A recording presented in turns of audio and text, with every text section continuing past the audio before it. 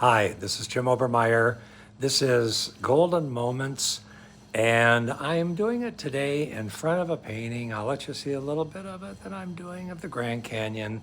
I'll show it all when it's done, but for right now, that's it. Well, the topic for today is, again, fear.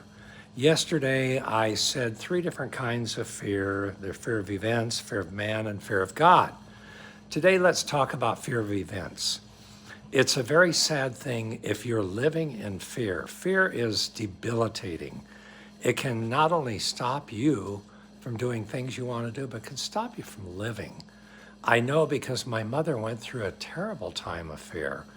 She started driving at an old age, and I mentioned it before, and she started having panic attacks. Well, they happen to run in our family. Her brother had them, my cousin had them. I've had them more than I care to think about in my lifetime. I've learned how to manage them, but it's something that is in my family, just inherent in the chemical of the brain. The doctor told me one time, well, your fight and flight thing is just off. And that was probably 40 years ago. So it's something that I battle with, but I don't let it cause fear like my mother did. My mother had panic attacks. She was starting to drive at an older age, and she stopped because it scared her to get in the car and drive. So she developed agoraphobia. And if you don't know what that is, agoraphobia is fear of being out of your house, out in public. And she hated to go outside of the house, and it literally ruled and ruined her life. Do not let fear, whether it be panic attacks or whatever it is, rule your life. That is not God's plan for you.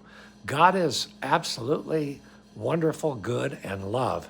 And God wants you to have abundant life. Jesus even said that. He said, I came to give you abundant life.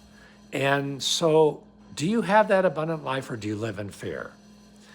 Do you live in a fear of what's going to happen? Like there's going to be an earthquake. I've been through one of the worst earthquakes in the country. Lost our home over it, the Northridge quake.